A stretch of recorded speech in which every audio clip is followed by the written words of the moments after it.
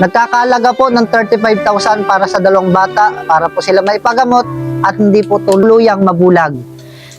Angel. 1, 2, 3, 4, 5, 6, 7, 8, 9, 10, 11, 12, 13, 14, 15, 16, 17, 18, 19, 20, 21, 22, 23, 24, 25, 26, 27, 28, 29, 30, 31, 32, 33, 34, 35. Yeah! Ano gusto mong sabihin? Maraming salamat po. Ako po si Angel. Gusto ko po yung may pagamot. Pag hindi ako nakapakagamot, ako po yung mabubulag.